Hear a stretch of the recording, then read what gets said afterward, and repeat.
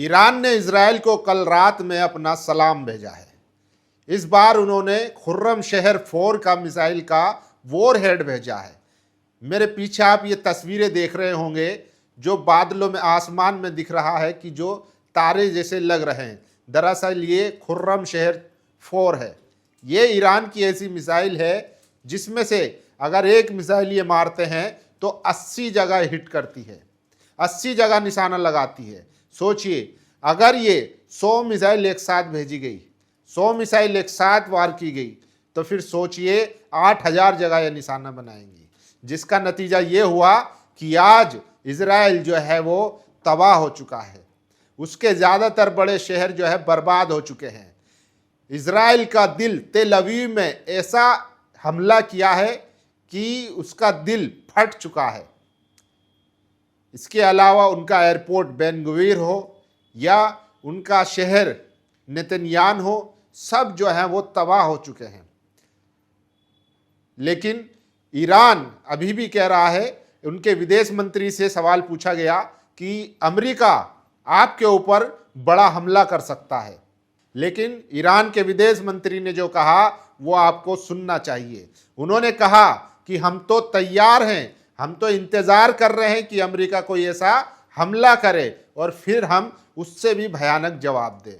सोचिए, ईरान के इतने हौसले बुलंद क्यों हैं और आखिर उसने पिछले 7 दिनों में इजराइल और अमेरिका की कमर कैसे तोड़ दी, तो ये भी बड़ा सवाल है। और सोचिए, ईरान लगातार जो है वो अमेरिका को, इजराइल को सबक सिखाता जा रहा है। ट्रंप तो यहाँ तक डर चुके हैं कि वो अपने दफ्तर में प्रार्थनाएं करवा रहे हैं। तो ट्रंप ने जो गलती की थी अब उस पर उनको पछतावा हो रहा है। और नेतन्याहू तो फरार है, उनके देश में, उनके शहर में उनकी जनता उनके विरोध में है। सोचिए, ये वही व्यक्ति है जो बच्चों को, महिलाओं को, अस्पतालों को, स्कूलों को, सबको निशाना बनाता है, लेकिन जब इसके देश पर हमला हो रहा है तो ये फरार है, वहाँ की जनता को छोड़कर भाग चुका है। इजराइल की जनता बंकरों में बिलबिला रही है।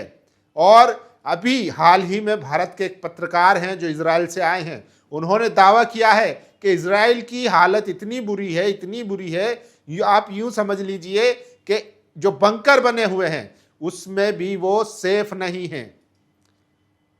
ये भारत के एक पत्रकार हैं जो ईरान से, इजराइल से आए हैं, वो वहां के ताजा हालात बता रहे हैं। तो सोचिए वहां की जनता में कितना डर है।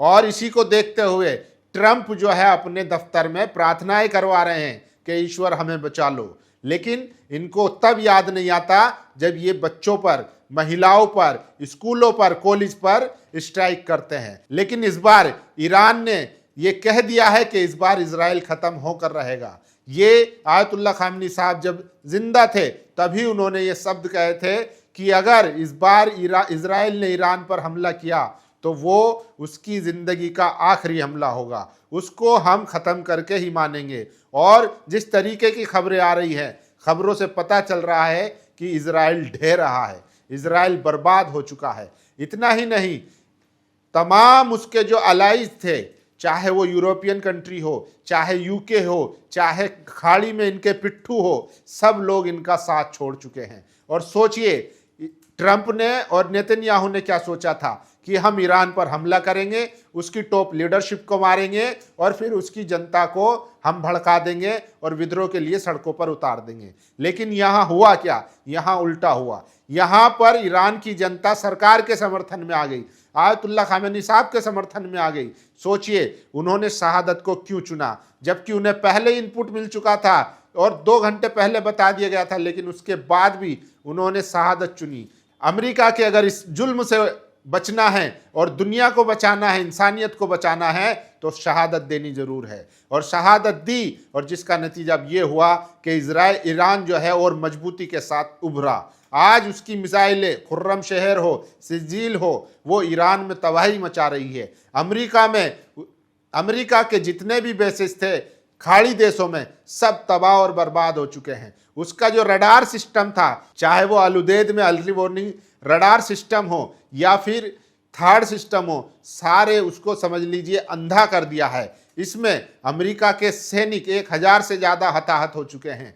हालांकि जानी और माली दोनों नुकसान इस बार अमेरिका को हो रहा है, और अमेरिका ने सोचा नहीं था कि उसके साथ इतना कुछ होने वाला है। अब आते हैं दूसरे पहलू पर। इस बार जो है खाड़ी देशों से जो स्ट्रेटेजी देखने को मिल रही है वो बहुत चौंकाने वाली है। उन्होंने तय कर लिया है कि हमें भी ईरान की तरह आज़ाद होना है। इसीलिए अब खबर आ रही है कि सऊदी अरब, यूएई, कतर, कुवैत ये अमेरिका से समझौता तोड़ने जा रहे हैं, अमेरिका में जो इनका समझौता है इन्वेस्टमेंट करने का। तो क्या अब खाड़ी देशों ने अमेरिका को पहचान लिया है? वहीं दूसरी तरफ ईरान ने सोचा था कि वो ईरान के लोगों से ईरान की सरकार के खिलाफ बगावत करवाएगा, वो तो कामयाब नहीं हुआ। इसलिए उसने बलोच से जो रेबेलियन थे उनसे संपर्क करा सीआईए ने। उन्होंने पहले ही मना कर दिया और कहा कि हम ईरान के समर्थन में हैं, अपने भाइयों के समर्थन में हैं। उसके बाद फिर उन्होंने कुर्दिश्तों से संपर्क करा। सीआईए ने कहा हम इनको पैसा, हथियार सब देने के लिए तैयार है, क्योंकि अमेरिका इस लड़ाई में पिटता जा रहा है। इसीलिए वो चाहता है कि ये गृह युद्ध में तब्दील हो जाए ताकि ईरान वहां पर फंस जाए। लेकिन ईरान इस तरीके से वो फंसने वाला नहीं है। कुर्दिश्तों ने भी साफ तौर पर मना कर दिया है कि हमें इराक की वो जंग याद है, हमें किस तरीके से इस्तेमाल किया गया। तो क्या अब सारे मुस्लिम ममालिकों को अकल आने लगी है कि अमेरिका उनका किस तरीके से इस्तेमाल करता है, किस तरीके से उनका यूज़ करता है, उनकी जगह को, उनके पैसे को,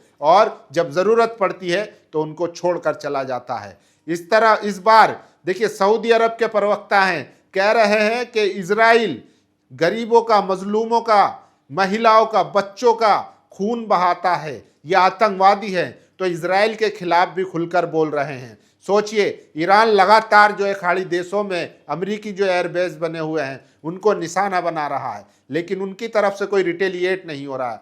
हालांकि बयानबाजी जरूर हो रही है जो कि एक डिप्लोमेटिक मूव हो सकता है, लेकिन खाड़ी देशों ने भी यह साबित कर दिया है कि वो कहीं ना कहीं ईरान के साथ है। अगर वो ईरान के साथ ना होते तो आज इस खाड़ी देशों में एक भीषण युद्ध छिड़ चुका होता और ईरान का जो हालत थी वो बहुत बुरी हो जाती। लेकिन या तो डर कह लीजिए या उनको एक रणनीतिक मूव कह लीजिए या अरबों को अकल आना कह लीजिए कि वो इस बार जो है इजराइल और अमेरिका के खिलाफ भले ही शांति से, छिपे कदमों से, दबे पांवों से वो इजराइल और अमेरिका के खिलाफ अपनी रणनीति अपना रहे हैं। तो ये बात तय है। और जिस तरीके से ईरान ने तबाही मचाई हुई है, उनके विदेश मंत्री का कहना है हम इंतजार में हैं कि कम से कम एक हमला तो करे अमेरिका, और फिर जो होगा फिर वो पूरी दुनिया देखेगी। इसी तरीके से ईरान के सुप्रीम लीडर आयतुल्लाह खामेनी साहब ने कहा था